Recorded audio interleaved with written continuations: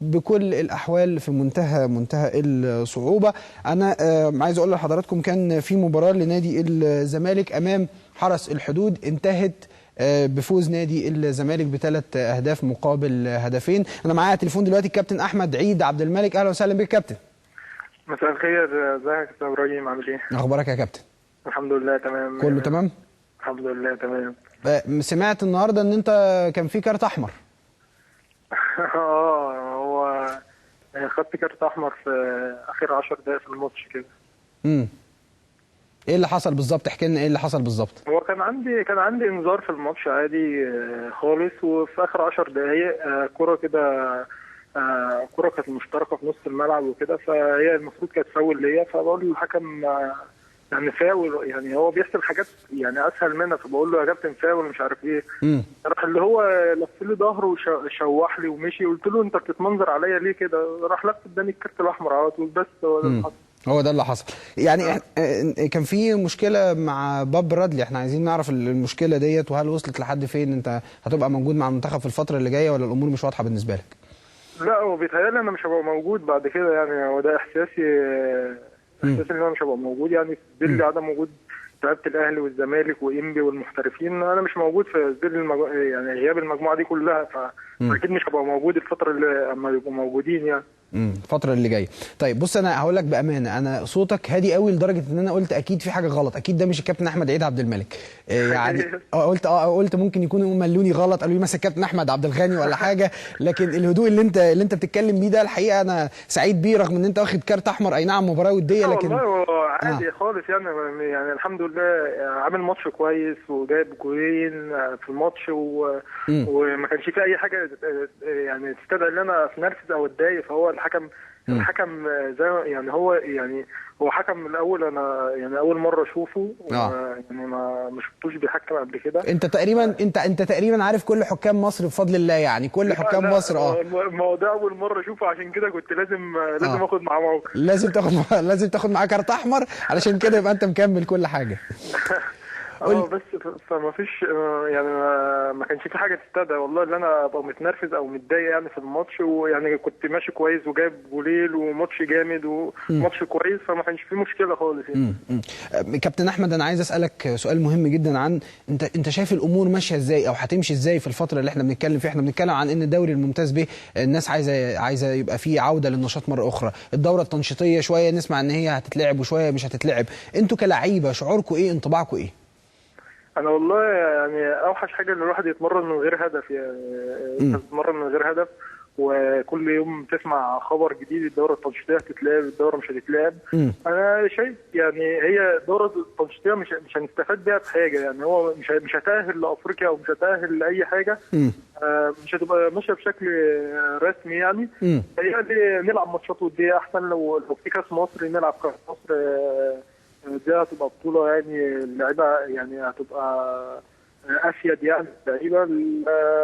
بتمنى أصلا إن كانت لو هيعملوا دورة تنشيطية كانت تأهل لأفريقيا، وإحنا كنا بنتمنى كده في نادي حرس الحدود، عشان إحنا كنا ناويين نعمل حاجة كويسة ونرجع نشارك في بطولات أفريقيا تاني. فبيتهيألي بالنسبة لنا الفترة اللي بعد كده تبقى فترة صعبة، وشايف هي أصلا الدورة التنشيطية ديت ملهاش اي لزوم يعني، وبتمنى اصلا ان كان النشاط كله يرجع، ولعبة الدرجه الثانيه والثالثه من حقهم طبعا اللي هم يطالبوا ان هم المسابقات بتاعتهم ترجع، حقهم الطبيعي وزيهم زينا، بل هم يعني بالنسبه لهم اما المسابقه ترجع هيبقى افضل منهم، يعني هم بيسندوا على الحاجات ديت، على المباريات، على انت عارف عقودهم قليله جدا. صحيح. كل واحد بيستنى قبض الشهر بتاعه، فبيتهيألي الموضوع بالنسبه لهم صعب اكتر مننا يعني. طيب قول لي بالظبط، انا سالتك سؤال في الاول عن مشكلتك مع باب رادلي، لكنك كنت يعني ما قلتليش ايه المشكله، ايه اللي حصل بالظبط ما بينك وما بينه، ايه المحادثه؟ ما فيش مشكله خالص، ما فيش مشكله، هو الراجل وجهه نظره، بيتهيألي هو عاوز يحط ناس معينه او ناس معينه هي اللي تبقى موجوده في الفتره دي. شايف ان هو مش هيستفاد بيا، ده رايه الشخصي، بس انا شايف هو الموضوع مش ماشي كويس يعني معايا، او انا ما خدت، يعني هو المفروض كان يشوفني في ال3 ماتشات اللي هم بتوع قطر. حلو، مش ماشي معاك كويس ليه بقى؟ ايه؟ مش ماشي كويس معاك ليه؟ انت بتقول انت شايف ان الامور مش ماشيه معاك انت كويس تحديدا، ليه مش ماشيه معاك كويس؟ هو الطبيعي اللي انت اول مره تشوف اللعيبه ديت في معسكر، كل لعيب على الاقل ياخد ماتش 90 دقيقه. يعني انت ما تجيبش لعيب تلعبه ربع ساعه او نص ساعه وتحكم عليه في الماتش. والحمد لله يعني انا كنت شاركت نص ساعه في ماتش، يعني جبت جول وعملت جول وكنت ماشي بشكل كويس. هو تاني ماتش ما لعبتش خالص، تالت ماتش لعبت تلت ساعه. فهم يعني في لعيبه في الثلاث ماتشات بتبدا اساسيه، بالذات التشكيل الثاني كل ماتش بيتغير. ما عدا احمد عيد ما بيخشش الثلاث تشكيلات في الاساسي. ويعني مش عارف هو الموضوع بالنسبه لهم ايه يعني. بصراحه يعني كان موضوع صعب يعني. انا انت حصل ما بينك وما بينه مشاده او كلام لا وصل؟ ولا اي حاجه. هو الراجل مركز مع ناس، انا كنت شايف اللي هو مركز مع ناس معينه في التمرين. حتى لو عملت حاجه كويسه في التمرين ما بيتقالكش كويس. ناس تاني اي حاجه عاديه خالص بيتقال لها كويس. بس فهو ده اللي كنت شايفه في المعسكر، وكنت عارف ان انا مش هاجي، وكنت مكلم اللعيبه وقايل لهم ان انا مش هاجي المعسكر اللي بعد كده، مع ان ما كانش لعيبه الاهلي والزمالك وانبي برده مش موجودين ومحترفين. انا يعني الموضوع مش فارق معايا. لا ما ينفعش ما يفرقش معاك يا كابتن احمد. انت بتتكلم عن منتخب مصر. يعني انا مش فارق معايا عشان انا حاسس ان هو الموضوع مش كوره يعني. انا اسباب شخصيه تقصد يعني. ايوه الموضوع حاجه ثانيه غير الكوره. انا عن نفسي حاسس ان انا كنت ماشي بشكل كويس وبتمرن كويس زي اللاعب اللي عنده 20 سنه. فبيتهيألي هو الموضوع عندهم هم مش عندنا يعني. طيب بمناسبه موضوع ال 20 سنه، العمر عمال بيجري، اهلي ولا زمالك؟ ناوي تعمل ايه؟ والله هو انا 31 سنه دلوقتي، فمش عارف والله يعني. طبعا يمكن اتكلمت قبل كده، هو كان نادي الزمالك اتكلم في الفتره الاخرانيه، بس فتره الانتقالات اتكلموا فيها ونادي حرس الحدود رفض وكده. وان شاء الله نستنى لنهايه الموسم وهيبقى في خير ان شاء الله. مش عارف لسه والله يعني مش عارف هروح فين. يا راجل يا صريح، خليك صريح. ما انت مكمل اهو في سكه نادي الزمالك اهو، واضحه خلاص. انا قلت لك كان في مفاوضات. ما ممكن اخر الموسم ما يبقاش في مفاوضات، ممكن يعني ما يعني هم الناس ما يبقوش محتاجيني في اخر الموسم يستفادوا بلعيبه اكتر احسن مني، او لعيبه هم شايفين ان هم احسن مني. بس فبقول لك الموضوع كان ماشي بشكل رسمي وكان في مفاوضات، ما قلتلكش لا. طيب بالنسبه للتجديد مع نادي حرس الحدود، حد فتحك في التجديد اتكلموا معاك فيه ولا لا؟ لا ما فيش اي حد. هم الناس عارفين ان انا واخد قرار ان انا امشي ان شاء الله يعني. هو المفروض العقد بتاعك هينتهي امتى؟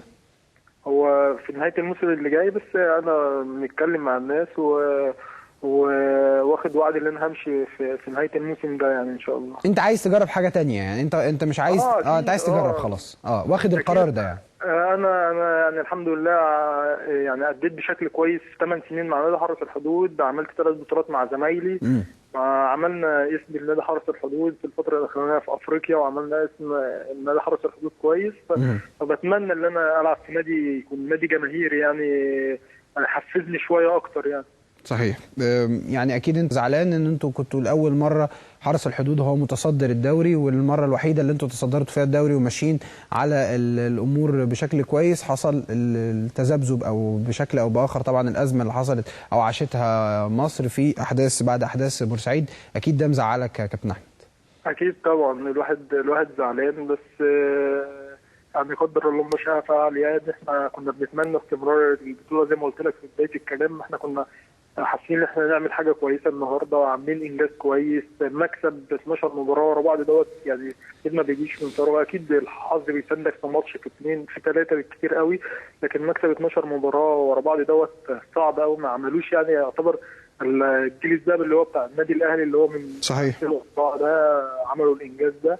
تهيألي الواحد زعل طبعا واتضايق، بس طبعا اللي حصل في بورسعيد خلى الواحد ينسى كل الحاجات ديت وفكر في حق الناس ديت الاول يرجع، وبعد كده نبقى نكمل ان شاء الله. طيب هسألك سؤال اخير. فرقه حرس الحدود انا اعلم تماما من الكابتن طارق العشري ان انتوا بترعوا 50 اسره من الاسر اللي على قد حالها، من الفقراء، من المساكين. يوم في اول ابريل الجمعه المقبله يوم اليتيم، ناويين تعملوا حاجه معينه ولا لا؟ هو يعني هو لحد دلوقتي يعني ما كانش في حاجه، الموضوع ما كانش ماشي يعني بشكل هو يعني انا عايز اتكلم معاك بصراحه في الموضوع ده. كان كابتن طارق كان الحاجات ديت كان بيجي يعني كان